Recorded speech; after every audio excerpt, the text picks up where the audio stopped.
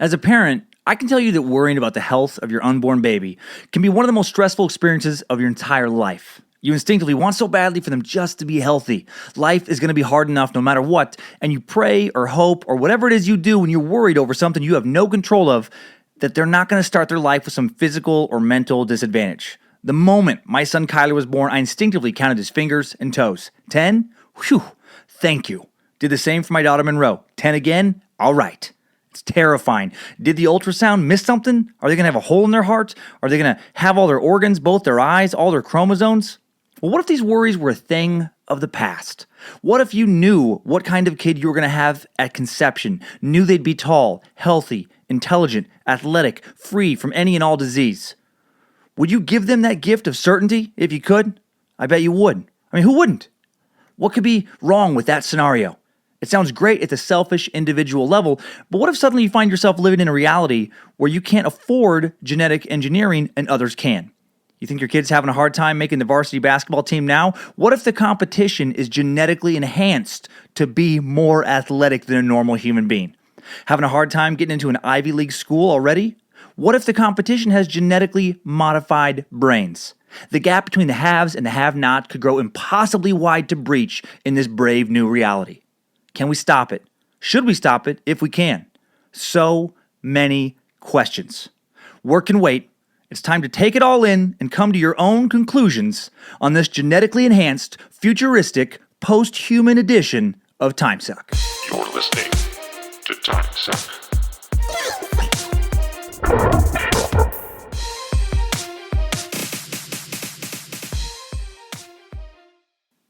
Welcome to the show, everybody. I'm Dan Cummins, and today's Timesuck is brought to us by Mack Weldon. With smart designs, premium fabrics, and a simple online shopping experience, Mack Weldon underwear are definitely better than whatever you're currently wearing. And I can personally vouch for that because I wear them myself.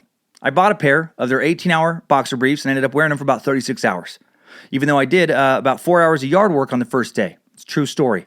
Woke up the next day, got caught up in some errands, decided to take a shower that night, and totally forgot I was wearing dirty underwear. That's how good they are. Mack Weldon's mesh zone design pushed my ball sweat out away from me and into Mother Nature where it belongs, instead of letting it turn into some vinegar-based genital stew, because no one wants that ever. Mack Weldon boxer briefs are so comfortable, once you wear a pair, other underwear will feel like barely pliable sandpaper rubber banded to your nutsack. So ask yourself, do I like having sandpaper rubber banded to my raw, slightly swollen sack? Or do I want to have my balls held by the hands of a firm but soothing Mack Weldon boxer brief weaving penis angel? And they have a lot more than boxers, luxurious socks, a grown-up hoodie you can wear everywhere. I have one of those and I do. Awesome t-shirts and so much more. In addition to looking and feeling great, all Mack Weldon products are crafted with natural fibers that have built-in performance capabilities, so they work hard too. It's like they're hitting the bench press while you're doing squats. Or maybe it's nothing like that. Maybe they're just awesome even when you're lazy and terrible. They even have a line of silver underwear and shirts that are naturally odor-eliminating antimicrobial. And they're shipped right to your door, so you don't have to go shopping and lose focus because you want to punch some other customers in the face at an actual store. And if you don't like your first pair, you can keep it, and they will still refund your money. No questions asked. So go to MackWeldon.com, that's MackWeldon.com, and get 20% off your purchase when you punch in the promo code TIMESUCK at checkout. That's right. Go to MackWeldon.com, get 20% off. That's a lot off using our very own discount promo, Timesuck. One word, no spaces, Timesuck at MackWeldon.com. Thanks again for all you time suckers who have bookmarked TimesuckPodcast.com and use that Amazon button to show some support while you shop. And those of you who purchased that first generation Timesuck t-shirt made out of 99% hamster eyelids and 1% hamster tears. Hopefully next week, I'll be telling you the second generation shirt is in production. The design is supposed to be done today, later today. So I appreciate the emails and iTunes reviews. The 600 reviewed JFK conspiracy episode is going to be here fast if the current pace continues. Adding all your episode suggestions to the list. And sorry I haven't got back to messages the past few weeks. These past few time sucks really did suck up all my free time. So I think this next week I'll be a little caught up and start getting back. Thanks to Alec Robbins, Henry Waters, Willie Hughes, at Mintron1210 on Instagram, and anyone else I may have missed for asking for this particular time suck. I learned a lot, and I hope you do too. And now, let's find out where and how I inevitably fucked up in the continually self-shaming segment I probably never should have started, but I can't bring myself to stop. Let's get into some Timesucker updates. Updates? Get your Timesucker updates. Kai Carlson wrote in with the subject line of "To our Lord and Master of Suck." That definitely brought a big smile to my face.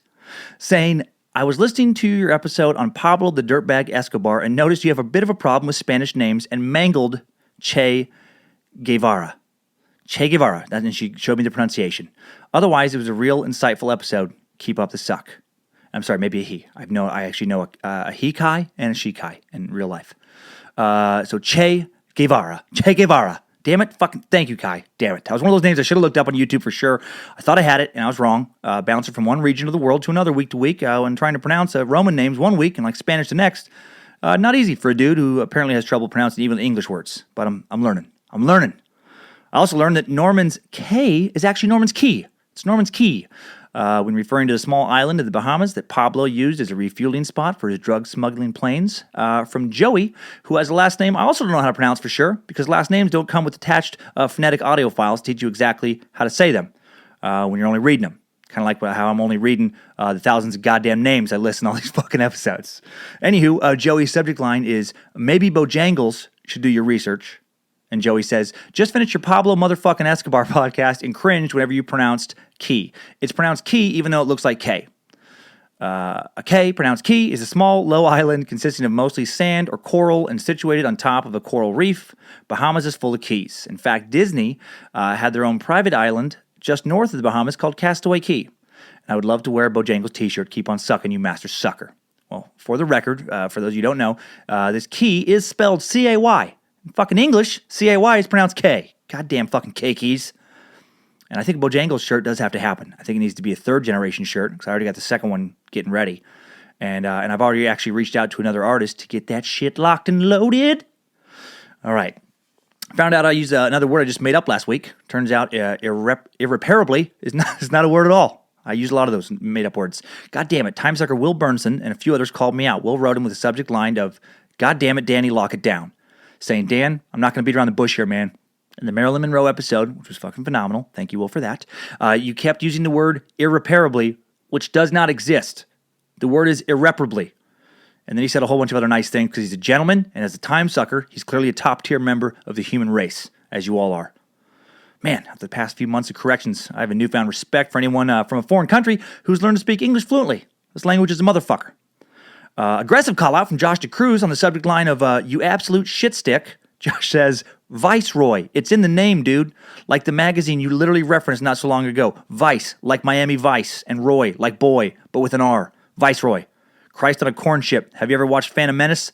They say Viceroy about 27,000 times. Keep giving me that good suck. Hi from Atlanta. Best wishes, Josh." Well, he ends on a sweet note, doesn't he? So that's positive. Josh is referring to me mentioning the Viceroy of Granada being founded in 1711. When speaking about Colombia's history, I fucking knew I should check that word too. I called it Viceroy. God damn it. I think I may have some kind of brain disorder when it comes to properly pronouncing words. You may have heard of it. It's called being kind of dumb. And it affects nearly all of us from time to time. Quick Instagram update. Check out some amazing Bojangles artwork created by some time suckers, Thomas Royal and Reese Bank on my Instagram page, at Dan Cummins Comedy. So cool. I've always envied people who are talented when it comes to drawing, man, painting, etc. Highly suggest you check out their work. Again, in my Instagram, at Dan Cummins Comedy is where those pictures are posted. And finally, this is from Zachary Summers after a subject line of, "Here's the deal, Dan." He says, "Sackadogshit.com is an actual place in the form of shitsenders.com, a website that will anonymously send elephant, gorilla, or cow shit to a hated individual in your life. You're welcome, everybody. I repeat, shitsenders.com. Well, I looked it up. And while I can't vouch for it, I haven't tried using it yet, shitsenders.com does appear to be a real business, a gag business of some sort.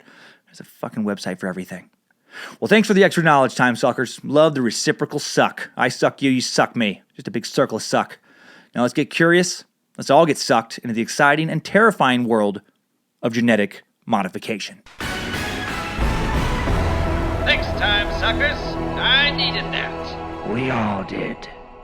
Okay, with a complex subject like this, I do find sometimes that Wikipedia is a good place to start off. Get the basics from there, and then move on. So Wikipedia defines designer babies as, quote, "Designer babies are human infants artificially produced by the world's top designers, such as Ralph Lauren, Mark Jacobs, and Tom Ford. Designer babies have high cheekbones, a disdain for anything reasonably priced, and an irrational fear of food that isn't organic and doesn't involve either kale or acai berries. Designer babies are aesthetically pleasing to the eye but tend to be uptight, anxious, emotionally fragile, and prone to eating disorders. No, Wikipedia doesn't say any of that. Wikipedia says a designer baby is a human embryo that has been genetically modified, usually following guidelines set by the parent or scientist to produce desirable traits. All right, so which traits exactly are we talking about here? After hitting up a lot of articles, apparently just about anything. Intelligence, looks, muscle mass, eye color, hair color, sight, hearing, even personality and disposition, and so much more could be eventually genetically engineered. But before we get into the how and the should we, I was curious as to what we've already done. Well, on August 29th, 2000, Adam Nash, the world's first designer baby, was born. His parents decided it was critically important for their son to have a penis somewhere between 8 and 10 inches long after Adam's father spent a lifetime being ridiculed for his 1.5-inch micropenis. While the procedure worked, young Adam ended up being ridiculed anyway due to his penis being a full 10 inches long at birth. Initially, the doctor and nurses honestly thought he had a third leg with some kind of tiny, wonky foot at the end. And of course, Adam now goes by the nickname of Kickstand. No, of course, that's not true. But he was born on August 29th, 2000, and Adam Nash is the world's first designer baby. He was conceived through in vitro fertilization and pre-implementation genetic diagnosis, PGD, so he could donate his cord blood to his sister, his umbilical cord blood. Molly, who was born with Fanconi anemia. Fanconi anemia is a disease passed down through families. It's an inherited disease that mainly affects the bone marrow. It results in decreased production of all types of blood cells and hurts one's ability to fight off infection, amongst many other terrible symptoms, so it's obviously very problematic and can be fatal. In addition to being the world's first designer baby, Adam's also been referred to as a savior sibling for saving his sister's life. Adam inspired the 2004 Jodi Picoult novel, My Sister's Keeper, which led to the 2009 Cameron Diaz film, My Sister's Keeper, which led to me never watching the fucking movie or reading the book, because it came out a few weeks after The Hangover, and it seemed like it was going to be a bummer. It seemed super sad and downer. Well, I read a little bit about it now, and it looks like maybe it was okay. Spoiler alert, hit the mute button for about 30 seconds if you haven't seen this movie in the last fucking 13 years. And oh wait, that was the book. Sorry, if you haven't seen this movie in the last 8 years, and you still want it, you're still getting around to watching it, just hold on for like 30 seconds. Hit the mute button for 30 seconds. Here's a spoiler alert. Sixth sister dies. The sixth sister dies, all right? She fucking dies. The sixth sister the next kid was given birth to in order to donate a kidney to keep her sister alive dies. She was tired of fighting cancer, didn't want to be kept alive with her sister's organs that might not keep her alive much longer anyway. So, it's a fun movie. Well, in real life, the sister doesn't die. Like I said, the plan worked. Adam Nash's umbilical cord, blood, saved his big sister Molly's life. So this is an example of an unequivocal win for genetic engineering, I think. But even though in this isolated example, the results to me are obviously positive, not everyone thinks this should have been done. There are a large number of people who believe life starts with a fertilized egg. And many of these people saw the Nashes as murderers. Why? Because the Nashes created 30 embryos and went through 4 rounds of in vitro fertilization to finally produce Adam, who was the match Molly needed. Now, the problem here for some is that these other 29 embryos were tossed out. They were tossed out. They were thrown in the trash. They were taken out back and thrown in a bigger pile of trash. And then they were shit on. And then finally they were set on fire. Okay, they were not shit on or set on fire, but they were tossed in the trash. Adam was chosen. 29 other human lives were not, simply because their DNA was not able to rescue Molly from the deadly diagnosis. Again, I personally don't believe that a small cluster of cells is anything other than that, a small cluster of cells. I wouldn't feel any more guilt about throwing that out than I do about cleaning a little alone time off myself at a hotel bed when I'm out on the road. To me, a cluster that hasn't developed yet into a being capable of any thought whatsoever, let alone self-reflection or consciousness or awareness of its own life, has no value. But not everyone believes that. Some people believe that life and soul begin with conception, and that makes Adam's case problematic. So as you can see, genetic engineering is very controversial culturally, just kind of just the foundation of it, just the very concept of it is controversial. But this little genetic screening we're talking about is just the tip of the genetic engineering iceberg.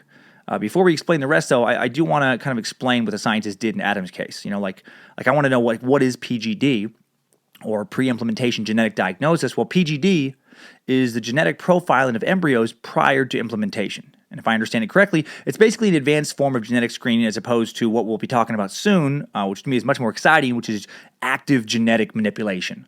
With PGD, multiple test tube embryos are created using donor eggs and sperm, test tube babies to be artificially inseminated with in vitro fertilization, and then before being implanted in the womb, specialists screen them for the desired traits, pick the one with the correct blood type or the one with the correct gender, whatever, toss the rest out, and then shit on them and set them on fire. But with PGD, there are a lot of limits to what can be accomplished, right? Like if everyone in your family has brown eyes, black hair, and is under 5'3", it's not like you're going to use PGD to have a boy who has red hair, green eyes, and is 7'5". Not that anyone would pick a human of that size and look under any circumstances. Nothing against redheads. There's a lot of good-looking redheads out there, but no one wants a 7'5" tall redhead. You have to know that. No one would pick that. Even if both parents were 7'5" redheads, they would still pass on a kid who's going to look like them. They know better than anybody how hard it was to grow up as an unfuckable ginger giant. Basically, with PGD, if you have, for example, a 2 in 3 chance of passing on a genetic disorder to your offspring, you can have 3 embryos created and pick the one embryo that definitely doesn't have the disorder. All right. So other than, picking Adam to cure his sister, what else have scientists already done with genetic engineering? For that info, let's go into the world of plants and animals, where life hasn't just been screened, but actually modified, altered, engineered. Yeah, buddy. Sci-fi, here we come. Modification is a big next step, and cracking open that Pandora's box could eventually have insane and extreme consequences, I believe, for humanity. Okay, well, back in 1983, genetic scientists were able to bring Bojangles back to life. 1 eye, 3 legs, all ass-kicking pit bull. Kept cryogenically frozen in an underground laboratory since 1968, Bojangles was genetically modified so that his single front leg would be 10 times as strong as either one of Steven Seagal's legs and 20 times as deadly.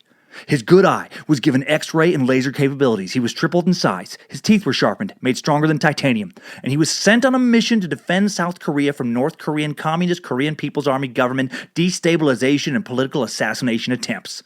He was partnered with CIA, secret operative, and 5-time Grammy-winning keyboard and vocalist Michael motherfucking McDonald, Triple M at the height of his powers.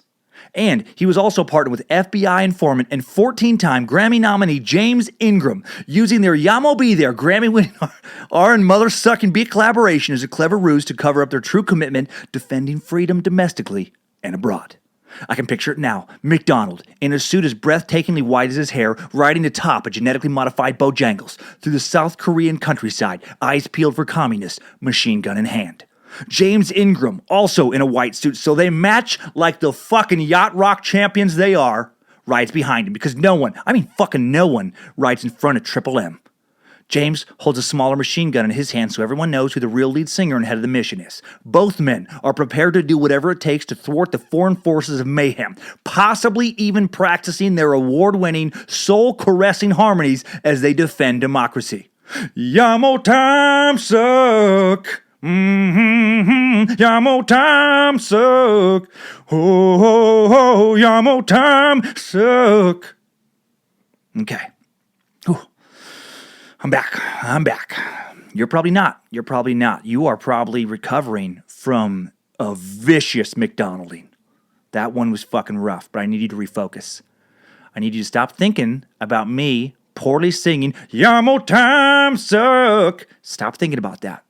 Get it out of your head. Let's talk about some real genetic engineering feats. Let's talk about some cray-cray genetically modified animals that are out there already, like Dolly the sheep.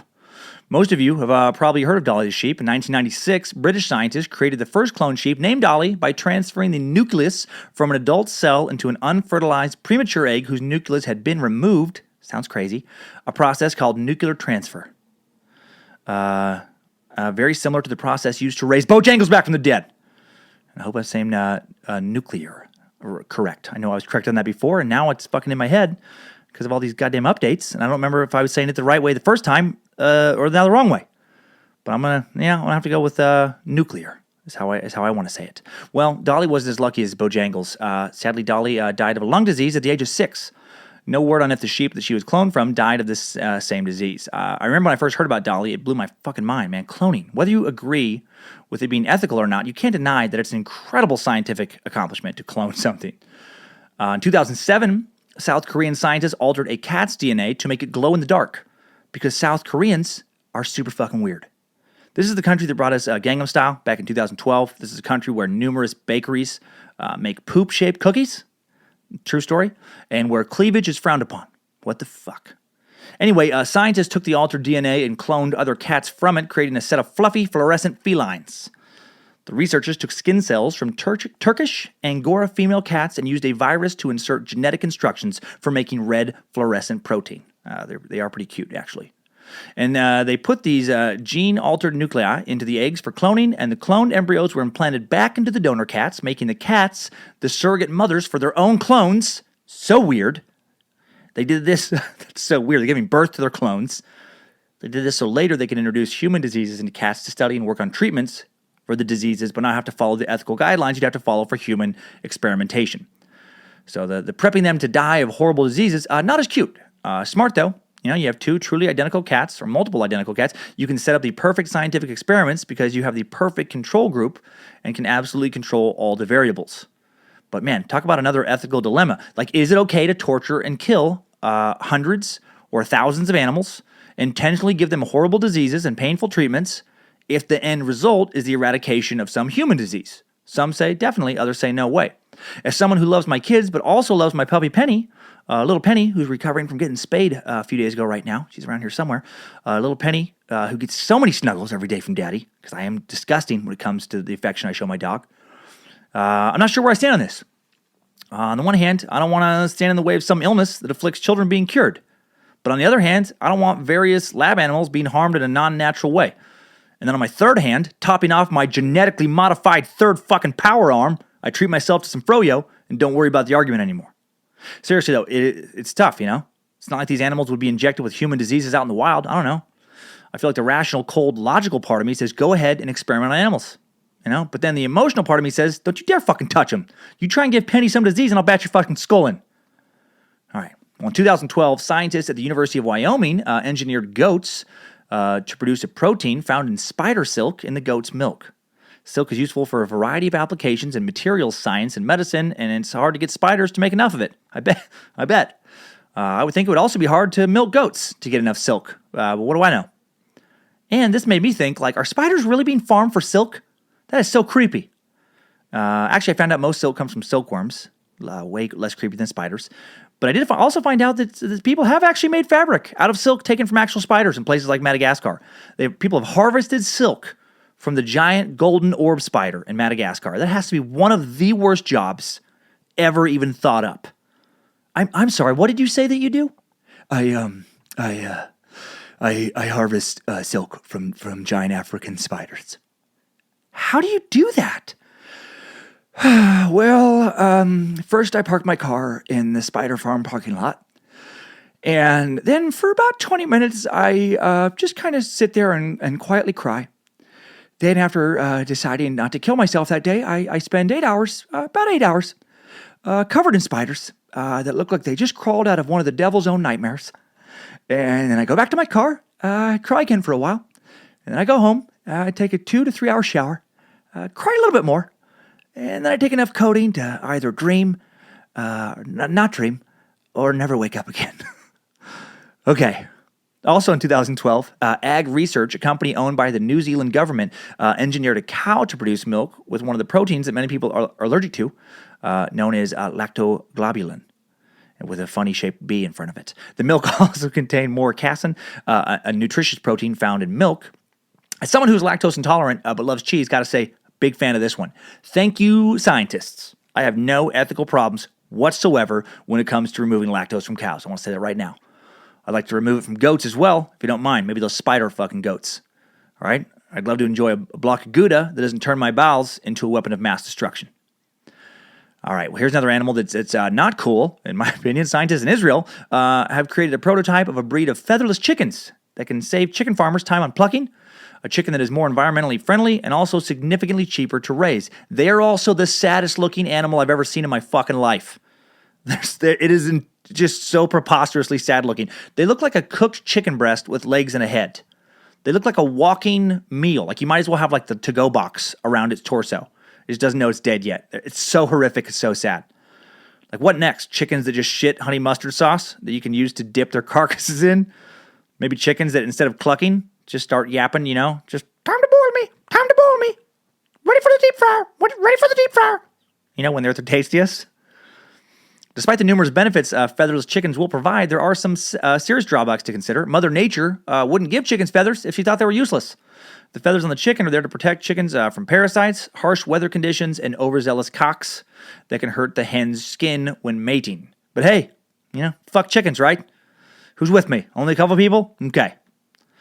All right, now let's talk about CRISPR. Let's talk about some CRISPR pigs. We even might start to have genetically modified pets soon. Scientists in China used a new genome editing technique I'm going to talk about a lot later called CRISPR-Cas9 to modify the genes of Bama pigs in order to create tiny micropigs, which they plan to sell commercially. And I got to say, tiny pigs, way cuter than featherless chickens. Not sure why shrinking an animal seems more benevolent, I said that fucking correctly, than taking his feathers, but it does. Bald chicken, sad. Tiny pig, adorable. More on the CRISPR method of genetic modification just a bit, by the way. A lot of our food has also been modified. In fact, most of us, if not almost all of us, probably eat some type of genetically altered food every single day. Vegetables have been genetically modified for years now. Almost 85% of America's corn has been genetically modified to become more resistant to herbicides used to kill weeds. Almost all U.S. soy has been genetically modified. The largest U.S. producer of hybrid seeds for agriculture, Pioneer Hybrid International, created a genetically engineered soybean, which was approved in 2010. It is modified to have a high level of oleic acid, which is naturally found in olive oil. Oleic acid is a monosaturated omega-9 fatty acid that may lower LDL cholesterol, the bad stuff, supposedly, when used to replace other fats. By the way, whoever's taking the time to make all these how to pronounce videos on YouTube for all these science words, thank you so much. You are saving me so much ridicule and critical emails right now. Sugar beets, about half of all sugar in the U.S. now comes from sugar beets because since 2008, nearly all the farmers who grow sugar beets in the U.S. decided to start growing genetically modified versions of their crops. The GMO beets, GMO, that common term turn around, mean genetically modified organism, which can tolerate the weed killer glyphosate, otherwise known as Roundup, made it easier for them to get rid of weeds. Hopefully scientists will figure out how to make sugar beets that don't smell like rancid skunk when they go through a processing plant sometime soon. Have you ever driven by one of those fucking beet plants? I have. There's some in southern Idaho. I don't know if it's like the chemicals they use during processing, but the stink is almost unimaginable. It makes you think they have some kind of death plant there. It's like instead of a sugar beet plant. It always reminds me of that old Soylent Green quote. It's people.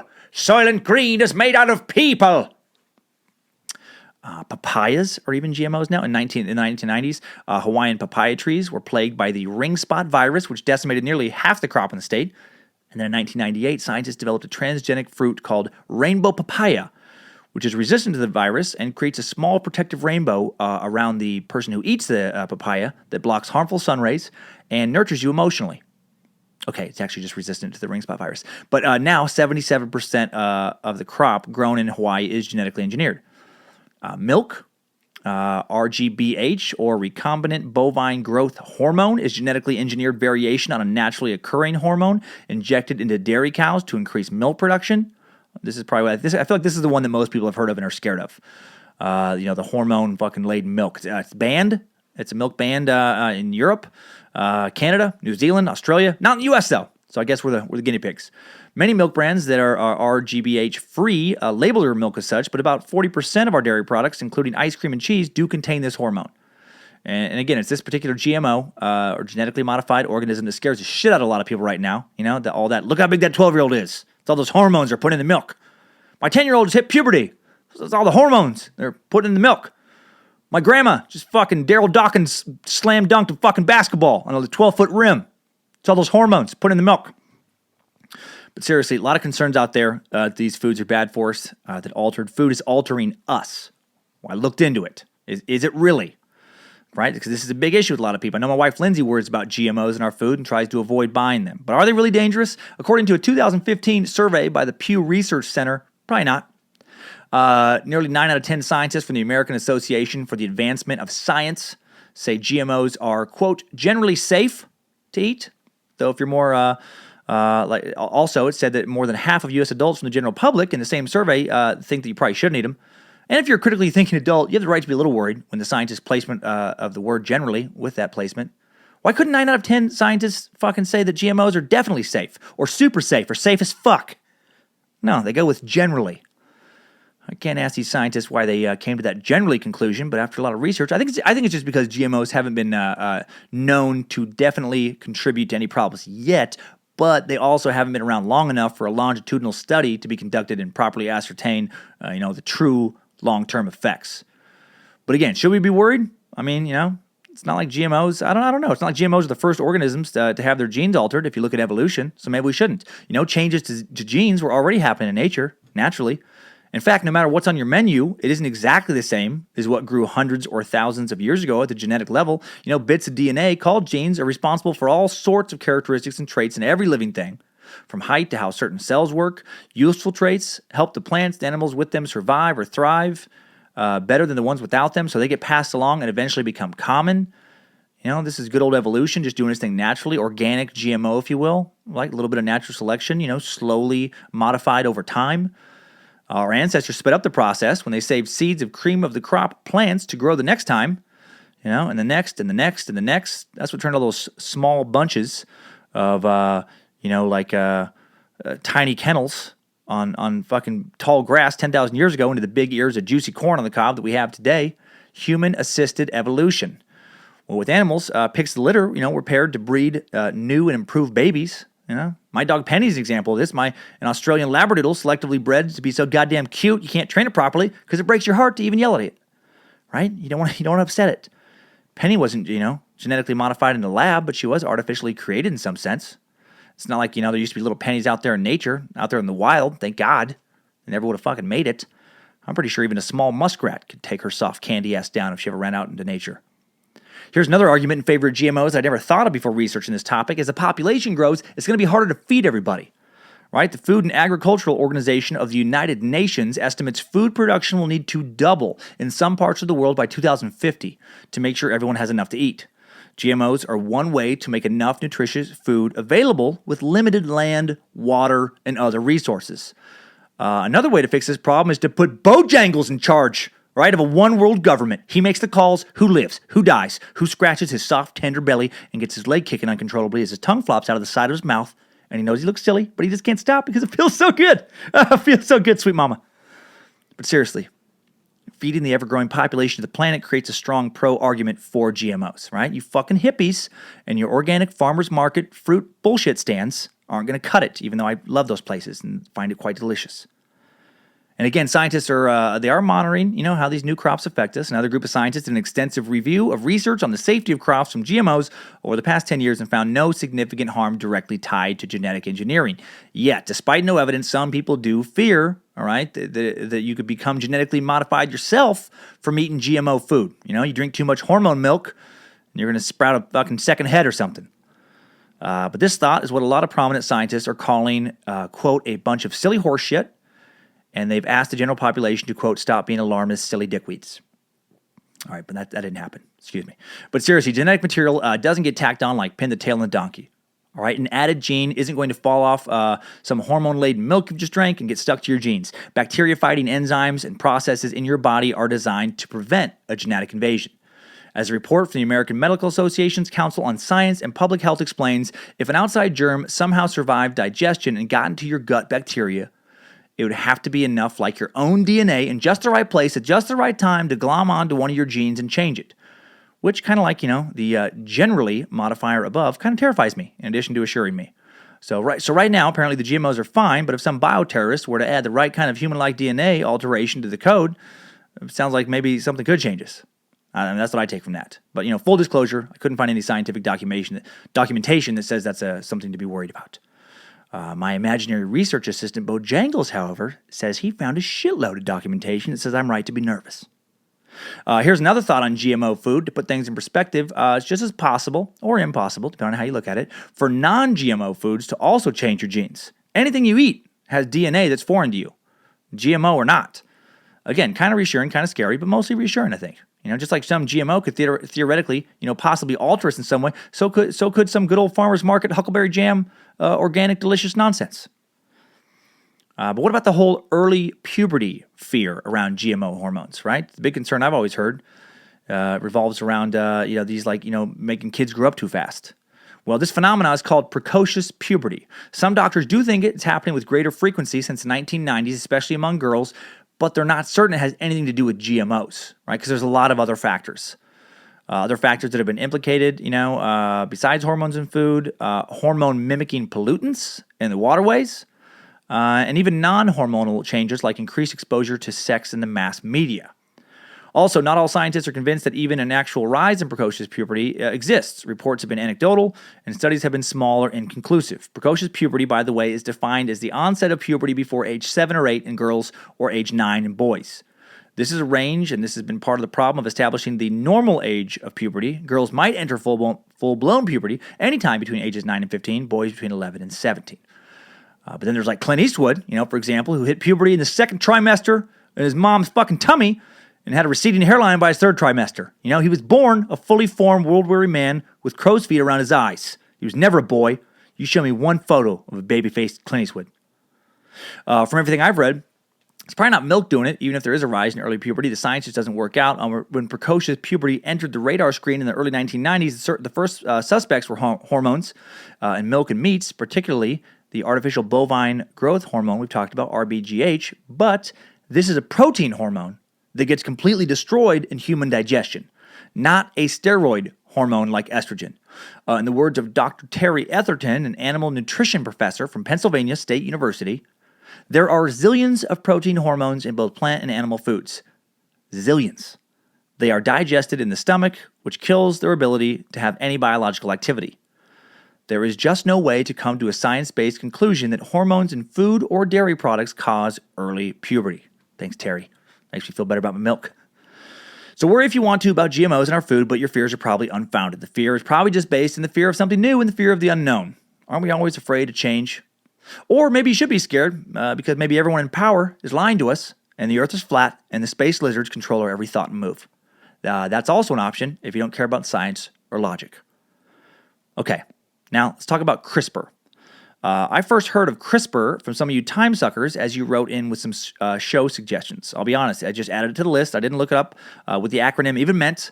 I assumed it was an acronym for some conspiracy theory or something to do with genetic modification. Well, now I know that CRISPR, CRISPR, stands for Chronically Recurring Itchy Syphilis Penis Rash. And I can tell you from personal experience, you don't want to catch it. All right, sweet Christ, you do not want to catch it. It is crazy. You play one game of Does Anyone Know, where I just stuck my wiener for a few hours with some strangers at a campground in 1997, and the next thing you know, you got yourself a case of CRISPR. No. CRISPR stands for Clustered Regularly Interspaced Short Palindromic Repeats, whatever the fuck that means. Well, whatever all those words mean, it's currently the simplest, most versatile, and precise method of genetic manipulation, known as CRISPR-Cas9. This system consists of two key molecules that introduce a change, a mutation, into the DNA. There's an enzyme called Cas9 that acts as a pair of molecular scissors that can cut the two strands of DNA at a specific location in the genome so that bits of DNA can then be added or removed. And then there's a piece of RNA called guide RNA that consists of a small piece of pre-designed RNA sequence, about 20 bases long, located with a longer RNA scaffold. The scaffold part binds to DNA, and the pre-designed sequence guides Cas9 to the right part of the genome. This makes sure that the Cas9 enzyme cuts the right point in the genome. At this stage, the cell recognizes that the DNA is damaged and tries to repair it. Scientists can then use the DNA repair machinery to introduce changes to one or more genes in the genome of a cell they're working on. In theory, this could lead to almost unlimited genetic manipulation. Now, if you're confused as to what all those terms meant and you want a deeper explanation, I want you to go fuck yourself. All right? Who do you think you're listening to? All right? There's a reason human ecology was the only science class I took in college. All I had to learn was that polluting the environment was bad, and I had to go on one field trip to a landfill. It was the only science class offered at Gonzaga that you could pass without learning a single equation. Now, if you need more in-depth master's level scientific explanation, you go listen to Bill Nye or Neil deGrasse Tyson or some other scientific intellectual, and then please report back to us. What it sounds like to me that they're saying is like genetic editing is with a process like CRISPR is kind of like computer programming. You know, like you want your website. Now I'm blanking on the language I use for a little bit of website updates, but whatever. It doesn't matter. The process is what's important here. You know, like you want your website to have a different font, you go in and change the code a little bit. You replace one section of letters, spaces, symbols, and numbers with other letters, spaces, symbols, and numbers, and then presto changeo, you know, now you're seeing Courier instead of Times New Roman on the website.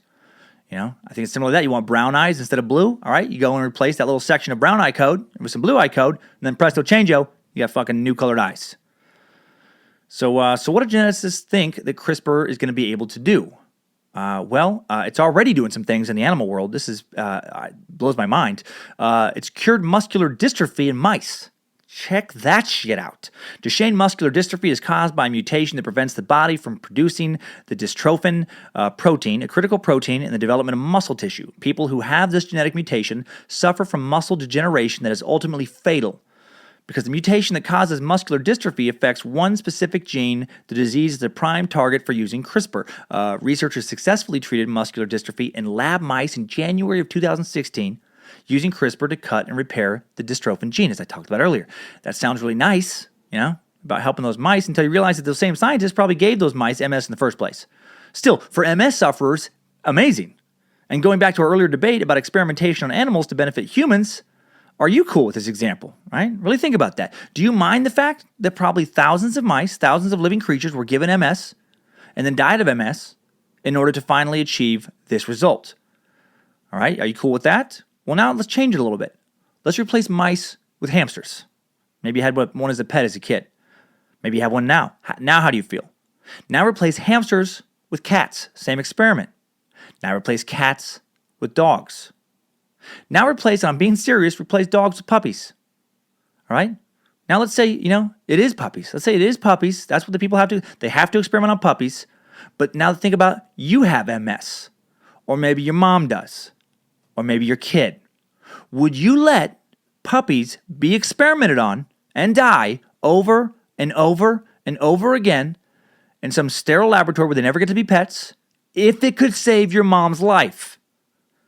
Not such an easy fucking choice, is it? Right? This is, again, so many dilemmas, so many ethical dilemmas around this genetic modification and engineering and experimentation. All right? Well, I learned also something else, that CRISPR has eliminated cancer. I'm sorry, actually not CRISPR, a CRISPR, a similar gene editing tool called Talon that works in a similar fashion. An infant girl had lymphoblastic leukemia, a serious form of blood cancer. After trying traditional cancer treating methods such as chemotherapy and bone marrow transplants, the doctors decided to use gene editing technologies in a last-ditch effort to save the girl's life by altering the immune system T cells of the donor to more effectively locate and kill leukemia cells without attacking the girl's body. Doctors successfully eliminated her cancer. That's fucking incredible to me. They created a new kind of little cell, basically, to go fucking fight the cancer.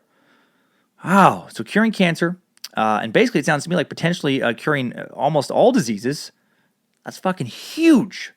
What an impact that could have on so many ways in the planet, right? So many ways. Makes me wonder though, like could we be there now? Like, you know, in a much wider scale.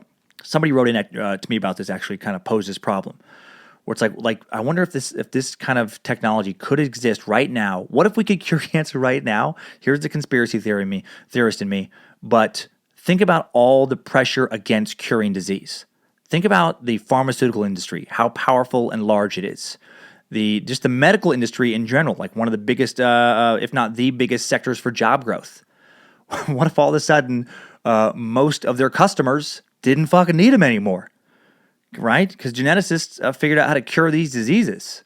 You don't think on some level behind the scenes there's going to be some serious political pressure to fucking slow that down because of the impact it could have on the economy? I don't know. That's a whole other side fucking conspiracy issue. But anyway, what else could CRISPR lead to? You know, besides curing diseases. Well, scientists say that one day they could edit viable embryos to eliminate disease before they ever become adults or even regular people. And also, kind of what I talked about earlier, just various attributes like stronger babies, smarter babies, babies with only blue eyes. Gattaca territory basically. And a lot of scientists believe that this is going to happen and that it's going to lead to a new era of humanity, the transhuman era. I hadn't heard of that before. Transhumanism being defined, according to transhumanism.org, as a way of thinking about the future that is based on the premise that the human species in its current form does not represent the end of our development, but rather a comparatively early phase. And transhumanists believe that the transhumans phase is just an intermediary phase on our way to becoming posthumans, defined as future beings whose basic capacities have so radically exceeded those of present humans as that they are no longer unambiguously human by our current standards. Posthumans, as I referenced in the Mandela Effect episode, could be human-designed artificial intelligence programs that have continued to evolve after organic human extinction, some kind of Terminator Skynet shit, or posthumans could be humans whose genetic code has been modified and engineered so much that they're essentially a different species than today's humans. How fucking crazy is that? Modify ourselves into essentially a new race of beings. I think you go far enough into the future, there's almost no limit to what we're capable of, with achieving with technology and biotechnology. And all this reminds me of a book I read years ago called Ilium, written by the incredibly talented Peoria, Illinois author Dan Simmons, a true genius in my opinion. And Ilium's a heavy read, but it's a good read. It's set far, far in the future in some post-human era, a future where a few post-humans have evolved themselves into real replication of the gods of Greek mythology from the Iliad. And they rule from Mars over a brand of unevolved humans on Earth as actual all-powerful gods. They're immortal, they're superhuman. How? Well, they've modified themselves to become that way through extreme genetic modification combined with the development of artificial intelligence and nanotechnology. What if we combine nanotechnology with genetic engineering? What if tiny little robots, and I'm talking tiny little robots injected into our bloodstream, could continually repair our DNA as it breaks down? Continually renew us? What if tech transfusions could eternally replace the nanobots as those things break down? We could be immortal. The aging process could theoretically be stopped. At least some of us could. We could possess superhuman strength, superhuman reflexes, cognitive abilities we literally can't even comprehend now. How cool is that? Well, in the book, it is really cool for the very, very, very few people who possess it. The upper 1% of the upper 1% of the upper 1% of the world's wealthy elite. So basically, if your last name isn't, like Rothschild or Rockefeller, you're fucked. And that's a big ethical argument with genetic engineering. Will the benefits be passed on to everyone? There's no way. There's no way they will be. Just like not everybody gets to go to an Ivy League school or be a CEO, not everybody's going to benefit from the new technology. So what if only the wealthy do? Will genetic engineering turn the wealthy into some kind of new race of superhuman overlords who rule over the genetically inferior poor? That sounds fucking terrible. Well, I was wondering then, are any Ilium-like genetic modifications available to adults now? Bummer. No, not yet. Nope, we can't modify ourselves anyway that would give us any superhuman capabilities just yet. I was kind of bummed when I found that out. Part of me was hoping against all reason and sanity to come across some kind of article where tests were being done to give people superhuman strength or some kind of X-Men shit, some kind of Wolverine stuff. Stuff a comic book legend. I was hoping it was maybe becoming reality, some part of me. And maybe it will in 500 or 100 or 50 years, Could we eventually reinforce someone's skeleton with some virtually indestructible material, re-engineer the biology to allow them to heal themselves almost instantaneously? Yeah, why not? I think so. I think we probably will be able to do that stuff if we don't go extinct first. I don't think we're going to be able to fly around like Superman or shoot webs out of our wrists like dumbass Spider-Man, but some version of Wolverine, I think that's going to happen. And with the evolution of military tech, I think a Batman or Iron Man could be right around the corner. I really do. Strange times we're living in, man. I think they're going to get a hell of a lot stranger. Okay, so we're talking about a lot of weird shit here. We're talking about a lot of weird stuff. But really, here's the big $1 million question of this episode. Just because we can do all of this, and it looks like it's only a matter of time before we can, should we do it?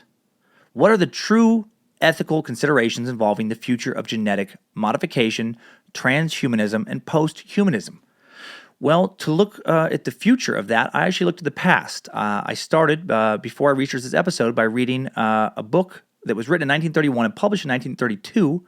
It's a book called Brave New World, written by British fiction author Aldous Huxley. And I highly recommend it. In 1999, the Modern Library, an American publishing house, ranked Brave New World 5th on its list of the 100 best English language novels of the 20th century, and did it for a reason. Brave New World, set in London in the year AD 2540. 632 AF after Ford in the book. Yes, they used Ford, like Henry Ford, to mark time. And basically, Aldous creates a world where humanity itself has been modeled after a Ford automobile assembly plant, which is going to be in people's minds, back in his day, as the age of manufacturing plants and mass production was really just kind of getting moving. In all this futuristic world, all human beings are created factory style in batches. All of them are altered, except for a handful of humans who live on futuristic Native American reservations where they live walled in, unassisted, undisturbed. And they're just kind of, it's like a human zoo. They're viewed by, civilized society as a curiosity, some kind of living artifact from a simpler time. Silly examples of an outdated primitive era.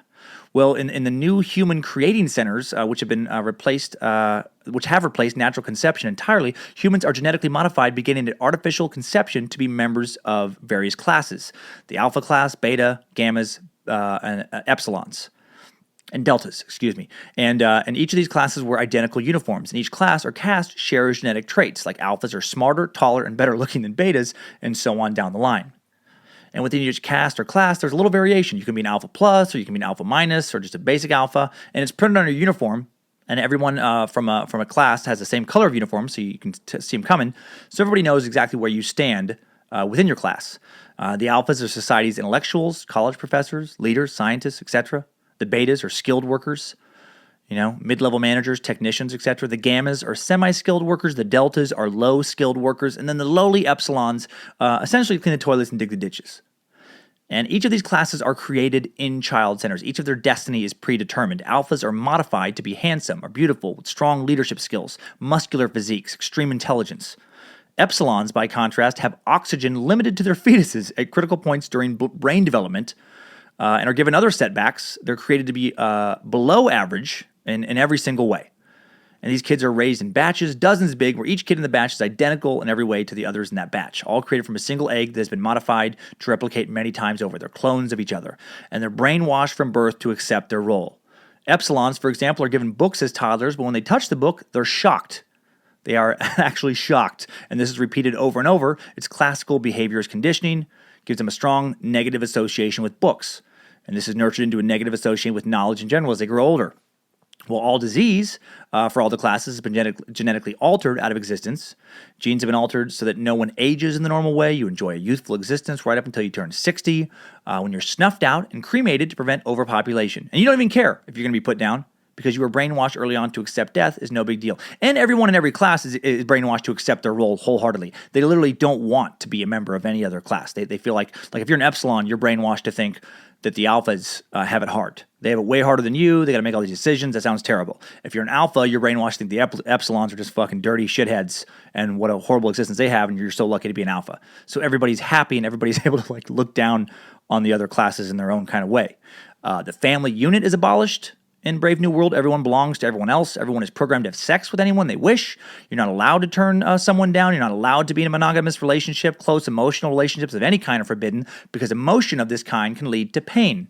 And this is a world free of emotional pain. Everyone takes a special drug called soma that is more powerful and pleasant than any drug we have now. It's euphoric. Everyone's happy. There's no competition. Everyone plays the same two games. Everyone shares the same political and religious ideology. Everyone listens to the same music. Everyone eagerly accepts their role in society and each other. There's no more pain. There's no more suffering. And while no one has anything to complain about in this brave new world, as you read it, you start to wonder, do they also have anything to fucking live for? You start to wonder, is struggle part of the human condition, an essential part? Do we need struggle to feel fulfilled? This novel makes you think, would a world like that be better than our own? A world where everything has been modified to perfection and no one ever suffers. No one starves. No one dies of disease. Isn't there value in that? No more misery. But would you also lose real joy? Do you need the yin and the yang? Would you want to live in a world where art that comes from suffering no longer exists? No more songs by tortured rock stars because no one feels tortured. No more Van Goghs, no more Dalis, no more individualism, no more philosophers, no more fiction authors. Just mindless games, mindless drugs, casual sex, and dedication forever to keeping things the way they are right now. Endless preservation of the new status quo. Would that comfort be worth sacrificing passion? Would you give up romantic love, with all the pain that inevitably comes with it, for limitless sexual encounters that could never develop into anything more than that? Would you want to trade grief and mourning the loss of loved ones for no loved ones at all? Would you end world hunger for a life led exactly the same way as everyone else's life? Character or at least everyone in your class. A character in the book makes an interesting point about religion too, stating that religion comes from suffering. The belief in a higher power is usually associated with the need for some supernatural being to right the wrongs you endure in this world. When do people pray the hardest? When life's at its worst? What if you literally had no problems? What if everything was taken care of? What if you were brainwashed and no longer feared death? Would there still be a need for God? Would you be willing to give up your spirituality if it meant no longer having to fear death? It's fucking heavy stuff.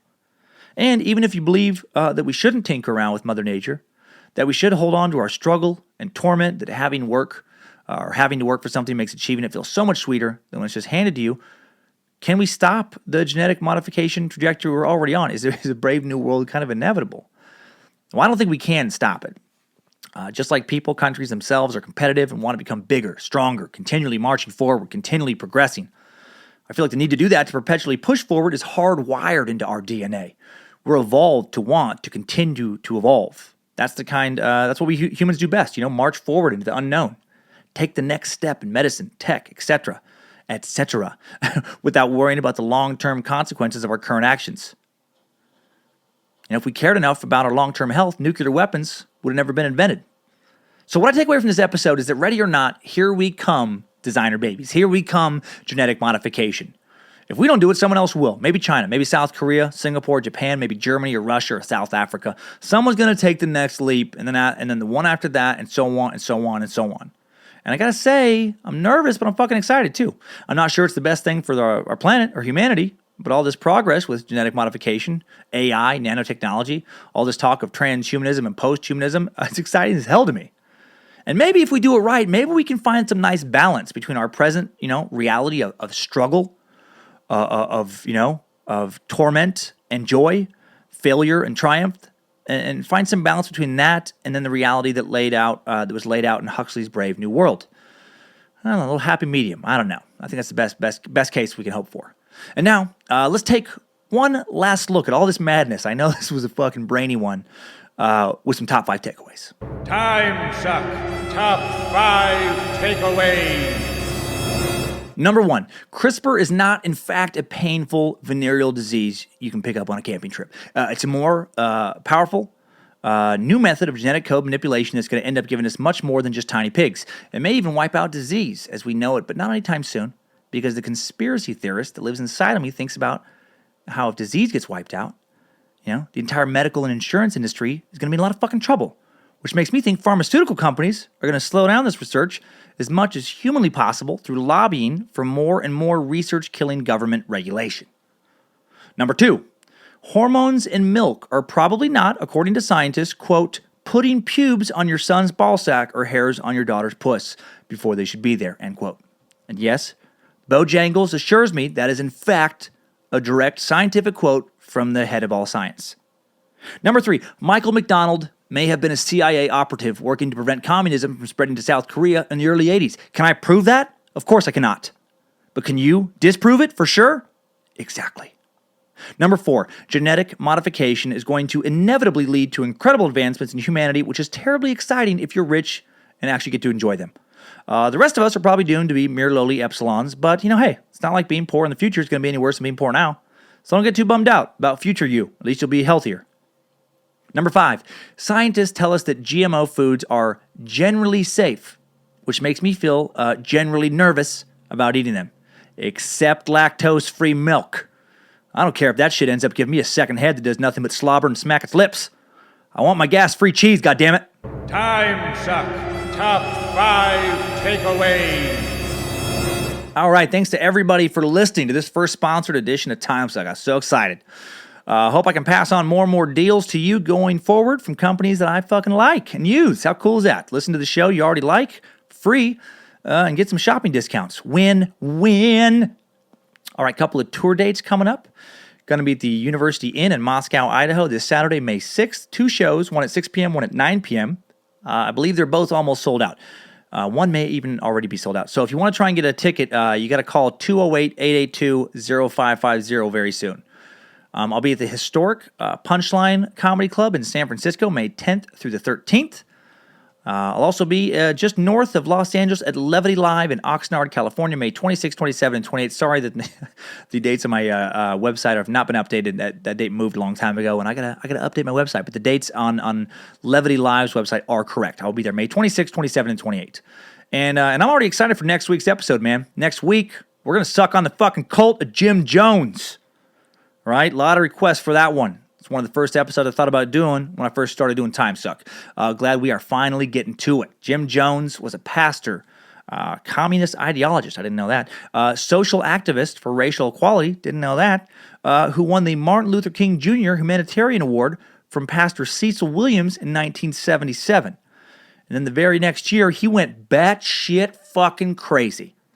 So how did a charismatic champion for civil rights decide on November 18, 1978 to kill over 900 Americans who'd chosen to live in his Jonestown compound in Guyana and also kill himself in what would be the greatest single loss of American civilian life taken in a deliberate, non-military action until the terrorist attacks of September 11, 2001. Find out who this man was, why he did what he did, and so much more as we go full crazy, full death cult, and drink the Kool-Aid next Monday at noon Pacific Daylight Time.